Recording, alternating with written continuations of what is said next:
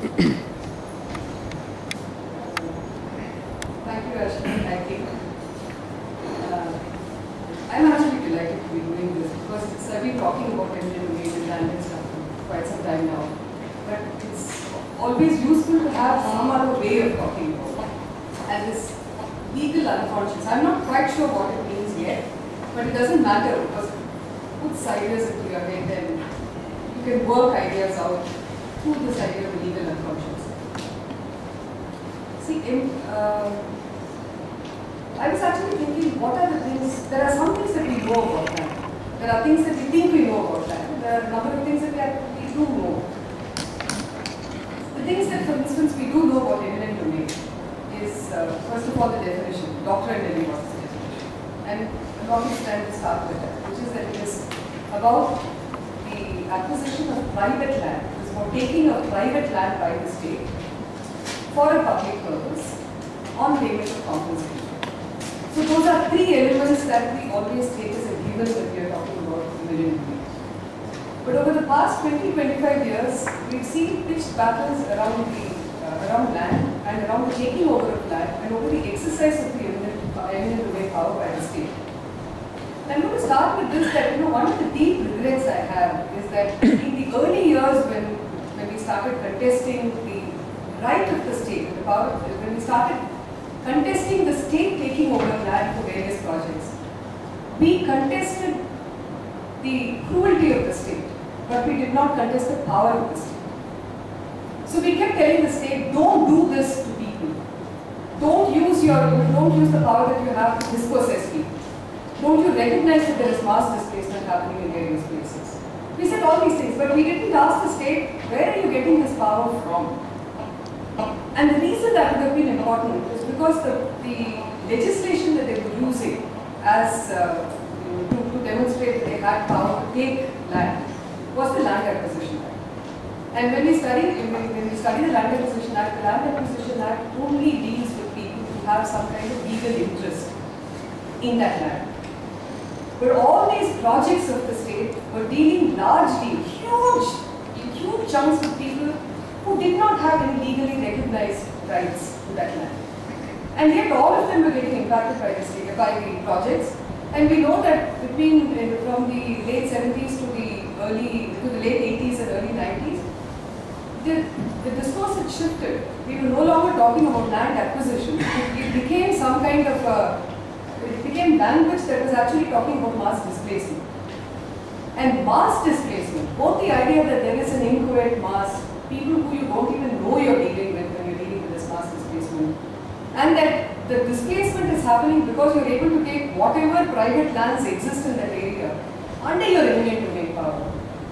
That this was happening, we didn't know how to articulate. So I think in terms of missing a political moment, we missed the moment somewhere in the late 80s and early 90s. The tragedy, of course, is continuing because I don't think we fully recognize that even now. And what we've seen happening over this 20-25 year period is the state increasingly saying that I am master of all this territory. You have the land with you so long as I allow you to have it, and when I want it back for some other purpose, I can take it back. So the state has been asserting a power that I don't believe it has anywhere in the Constitution. And it has become, like we say often about law, we say about law that it starts with various kinds of discussions and debates, and then it sometimes culminates in a law. And then when you read and then the law begins to accumulate its own set of traditions and customs, and which might completely displace the logic from which the law came. So we see a similar kind of thing happening in this, where the logic of the law keeps changing. The pitched battles continue for the same kind of things, and we still haven't learned how to address the language and the notions of power that are located not in the law, but in state practice. And that state practice has been allowed to help in it, not to dictate the interpretation of the law and the interpretation of the power, which the state says it derives from the statute, but which it doesn't. That's a long sentence. I'll break it down over this wide. So that's one element when we talk about it a little bit.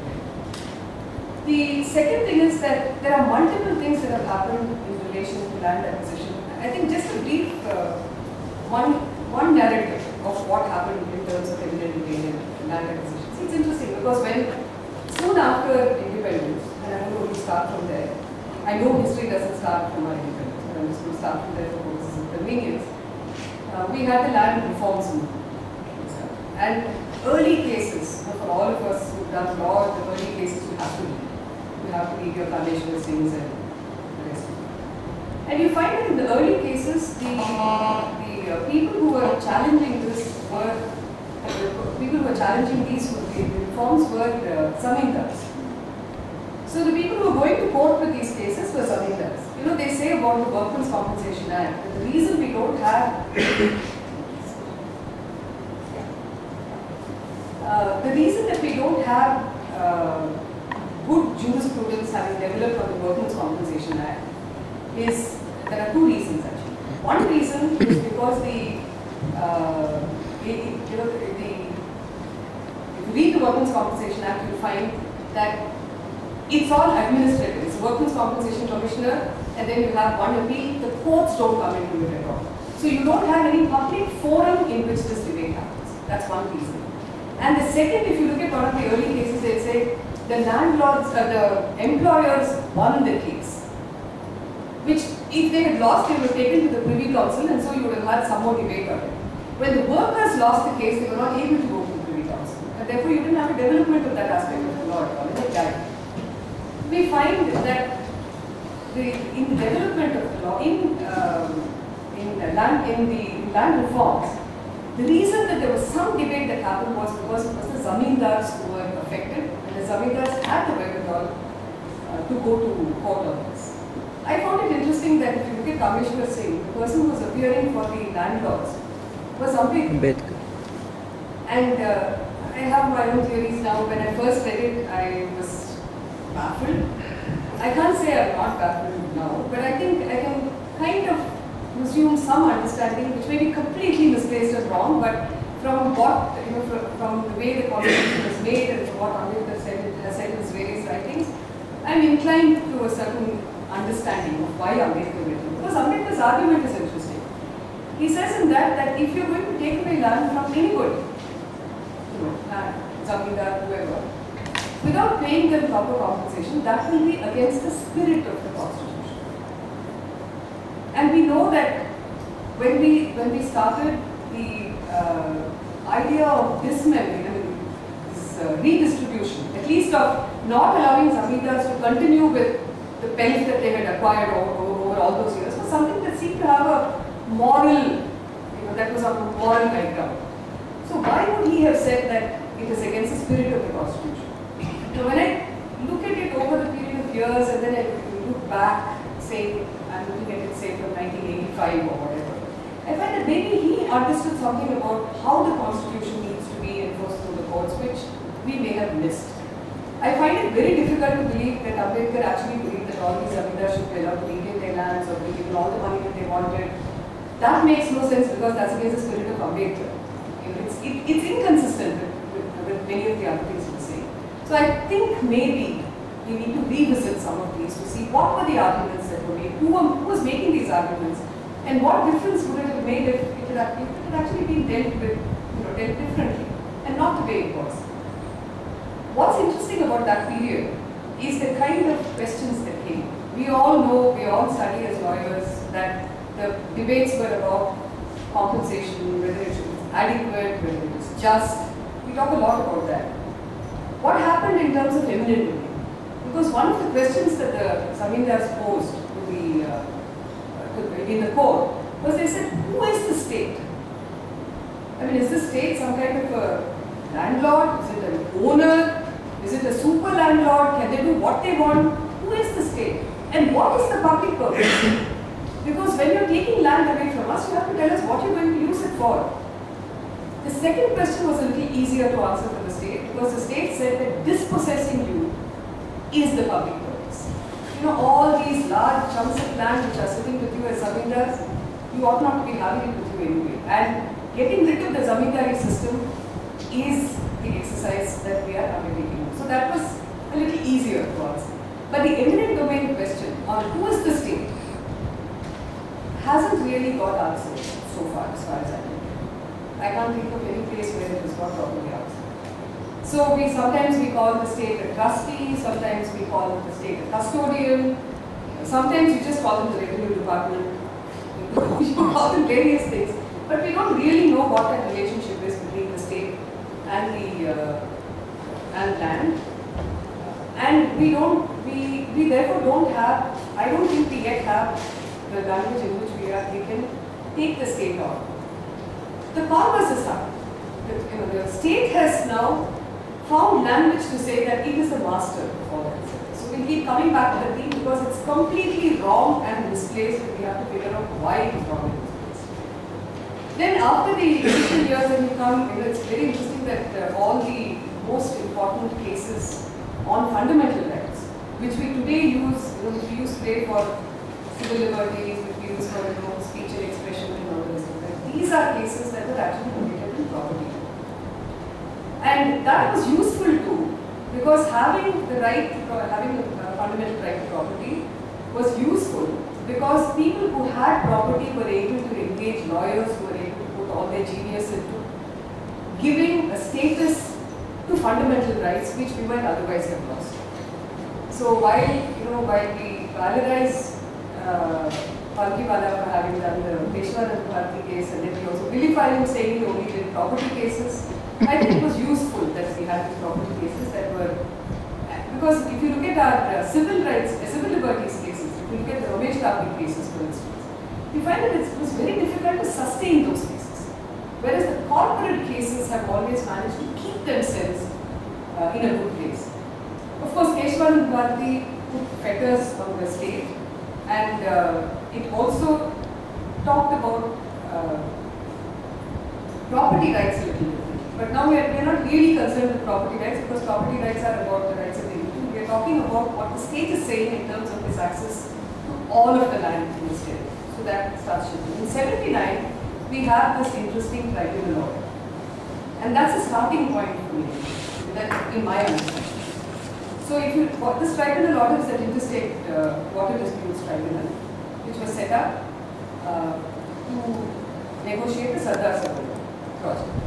And it's really interesting because when you read that order, you find a number of things. For one, you find that the chapter on relief and rehabilitation, where we're talking about relief and rehabilitation, you find that the 3 states that were involved in it were Gujarat, Maharashtra, and Madhya Pradesh. Madhya Pradesh was going to have the maximum amount of displacement, and everyone was going to, large numbers of villages were going to be displaced in Madhya Pradesh. But they were not going to benefit as much as, so the submergence would be in Madhya Pradesh, but the benefit would be largely to Gujarat. And Rajasthan was going to get a part of the benefits. And there would be some submergence in Maharashtra. The idea therefore was that Gujarat, being the main beneficiary, would be paying, would have to bear the burden, bear the cost of all this displacement that was going to happen. And if you read that order and you see some of the ways in which the discussions in the court are reflected, you find that the state governments were talking about, you pay me, I pay you, I'm going to lose, this is the amount that I'm going to lose, and therefore, and we've got so many, there will be temporary and permanent submergence, you have to pay at the time of temporary submergence, there's no such thing as temporary submergence, all major sons will be treated as independent union, and the payment will therefore have to be calculated accordingly. When you see what happened in the next 4 to 7 years, after this order came in, you realize that the way the states were negotiating, it seemed as if they were only negotiating for them to exchange these monies amongst themselves. You pay me, and then you get submerged. The idea that this actually had to reach people, and that there would be consequences if it did not reach the people, was, you don't see that. You don't see that in the discussions before that time. So the people who were affected, the affected people, were calculated so that they could determine how much one state needed to pay the other state. It was not calculated so that you would know who these people were and that they would be taken care of. So the rehabilitation, the monies that were to be paid was about a division among the states. What you're going to benefit and what you're going to pay is a division among the states. It has very little to do with the Sanjay Sarwai's book, for instance, we find that the way they decided how many people would be submerged was by looking at a contour map. And then saying, okay, if there is submergence, this is the kind of contour that will get submerged. So let's find out how many villages there are under that, and that will decide how many villages altogether will get submerged. And then how many people there are in an approximation. So they didn't even really know how many people were going to get affected. And that becomes important now when we talk about the social impact assessment. I want to say, even as we begin, that I am not a great votary of social impact assessment as it is conceived now. I think it is important to know the effects and potential consequences of the project. My worry about the social impact assessment as it is pointed out now is that, put it briefly, in the Land Acquisition Act, you had a procedure where it was the collector's responsibility to figure out what the effects would be, to take in objections and to assess what the effects would be in the area where it was done. You find that that role had shrunk into nothingness over a period of time. So the collector was not performing the responsibility, the task of the collector at all. And then over time, you find that since it had become nothing, you could file your objections and they would be put on a file and forgotten about, and the collector would just finish the process, close it up, and the project would carry on. So the responsibility that was given to the collector was never really performed. You didn't take it on seriously at all. You find now that the social impact assessment is coming to replace this responsibility of the collector. And it will have to really be by professional agencies which are going to sprout, which will have an interest in getting more and more work of this kind. I mean, we know now how Ernst & Young or PricewaterhouseCoopers, we know the number of scandals that are connected with these agencies, because these are clients for them. And you can't be displeasing your client every time. So the idea that you're going to have professional agencies which are going to assess what the social impact is in an area, which may even stop a project because of the kind of implications that the project will have, that is a bit far-fetched. So it doesn't seem to me like this is the model that we should adopt, but there has to be some way by which a community is able to recognize and be recognized in terms of the consequences that the project will have. And that, I would say, something like PESA is a far better model than the social impact assessment as it is conceived in this bill.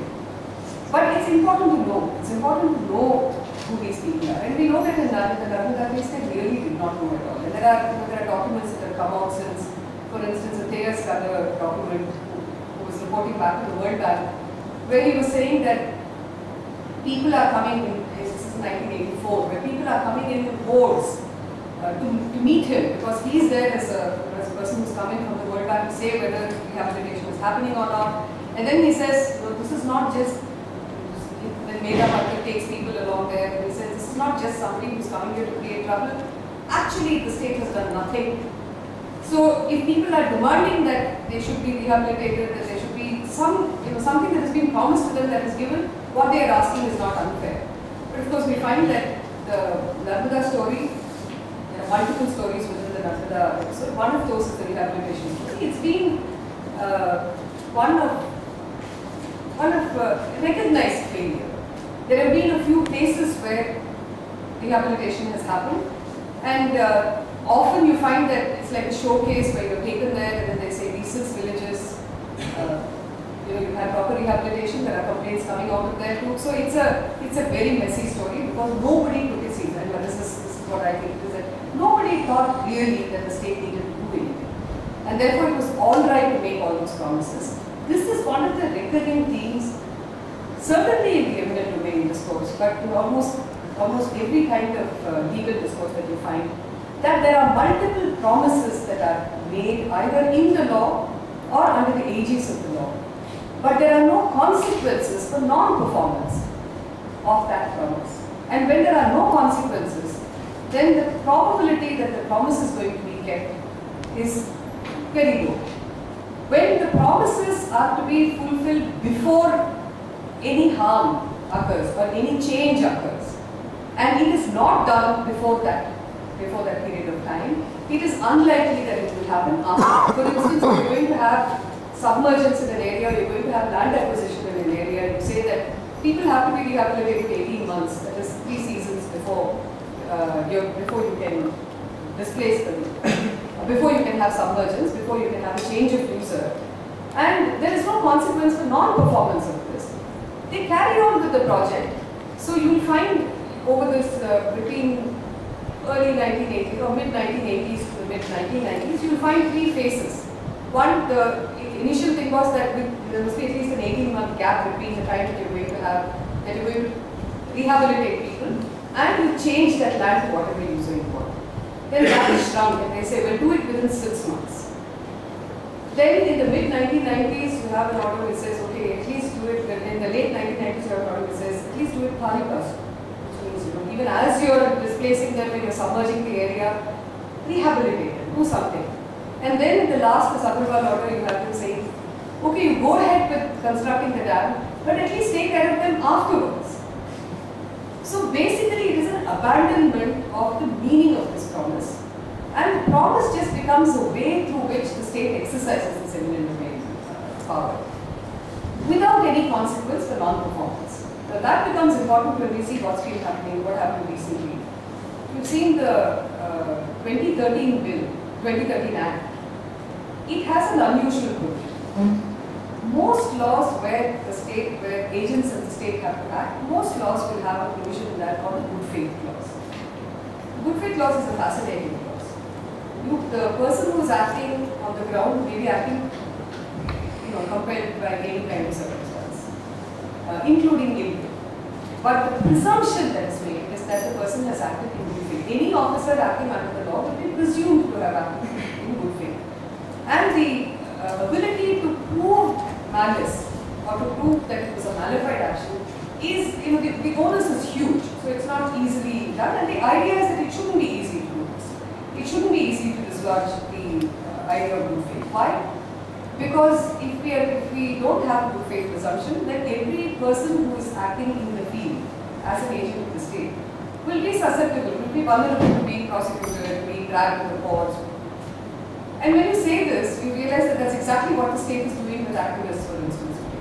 They've been doing that for some time now. The Congress government started it, then made a fine out of it, and now you find that happening all the time. Where, because there is no presumption of good faith when people act, the moment there is anything, so there is sedition, there is attempt to murder, there is prevention of a public servant in the performance of their duty. You can find a number of penal code provisions which are deployed against people, because the presumption when anybody comes in and says you cannot have your way in the state, the presumption is that it is ill faith. So with the absence of good faith in public action, and the way we produce good faith in public action is through taking fundamental rights seriously. But as Thanagaran told us, and I think that's one of his favorite lines from him, he said that over the years, although there are fundamental rights and reasonable restrictions, over the years we find that it is the restrictions that have become fundamental. And what is left over are the rights, which we can then exercise after taking the permission of the state. So there is something dramatically wrong with the way in which this is proceeded. You find in the 2013 Act that for the almost the first time, and certainly in relation to land acquisition, there is an interesting provision that's got inserted, Section 85, where they say that if any officer does not act correctly under this law, that is, breaches any provision of this law, then they can be punished with fine and imprisonment. There is no mention of a sanction power. There is no mention of any exceptions. They say if you act, because somewhere that provision recognized that when you sever the relationship between the people and their land as their resource, and when state power is used to do it, then it is a very serious matter and therefore has to be done only and strictly according to the law. In 2014, when the ordinance was brought in, they not merely wanted to dislodge, they attempted to dislodge this idea of punishment for a person. And let me give you an example of the kind of thing that can go wrong. So if you look at 2013 Act, you find that there is a provision in that says that there can be no change of land user till rehabilitation is complete. Now this rehabilitation is a huge joke, but that's for a little later or another day. But the point is that you can't have it, so somebody has to give a completion certificate. If I have no consequence at all for giving a completion certificate, I give a completion certificate, somebody from my boss comes and tells me, okay, go check it out and then come back and sign this. Because this is a completion of rehabilitation and they can carry on with their project. It would have been possible with impunity earlier, but after this 2013 introduction of a penalty into the law, it wouldn't be that simple. Now in 2014, because the state is looking, the Modi government has gone many steps ahead of where the Manmohan Singh government was. The Manmohan Singh government wanted, this extraordinary limited domain power anyway. They found various ways of skirting the law by not telling us that it's done, but having it in executive orders. For instance, they said linear projects, we won't worry about any forest clearances. We won't, so it's various exceptions made. The right of way will have its own jurisprudence. It won't have the same kind of jurisprudence that land rights will have in other places. So this is old colonial practice which they try to reintroduce in the Manmohan Singh era. But in the Modi era, it goes one step further, because here they are saying that if any person, if there is in fact such a breach, there can be prosecution after you have got the sanction of the state, as in section 197 of the criminal procedure, which basically, and we know how section 197 of the criminal procedure code has virtually prevented any kind of prosecution. It's so difficult, the kind of campaign you have to launch, after which maybe in 150 cases you might have one where they will at least lodge, there will at least be a charge sheet. We know how difficult that is. So to bring that in, and to bring it in, for a government to bring it in where the government is expressly saying that we want the power to convert the use of land from one purpose to another, depending upon what we think is right. We want the power to be able to take land and hand it over to private parties. We want to be able to do it for any purpose at all. If you look at the 2014 amendment, it for instance says where the 2013 Act said private company, which itself was an extraordinary introduction into a land acquisition law, where the state was saying that from now on, and openly declaring, in the 2013 law, they saying openly declaring that the state will intervene and gather whatever land it wants and hand it over to private companies through the land acquisition process. Although the process had been made more elaborate, they were still willing to use the land, use the law to hand over land to private companies. In the 2014 ordinance, you find they say, why worry with this thing called private companies? We should, wherever it says private companies in 2013 Act, just call it private entity. It can be just anybody at all. And that, this is a statement in which the state is saying, all this is mine. I can give it to who I please. And anybody, and all the kind of other actions that have been around, and anybody who's going to challenge it. I mean, you can have whatever opinion you want about Greenpeace, but I think Greenpeace's work in Mahan was very important work. The work that they did in Mahan, the work that we used at work as part of a team that did some put together by a committee report. And when we did that work, we found that in Mahan, there had been, you have to have public hearings, and the local community had to say yes, because there are tribals there too. The consent was obtained through fraud. So you go from house to house, there's threatening, there's bullying. You tell them that all the others have signed, you're the only one who's not going to get anything if you don't sign. You make them feel insecure, and then you procure consent. So that's what was, that is one of the things that Greenpeace did, when they produced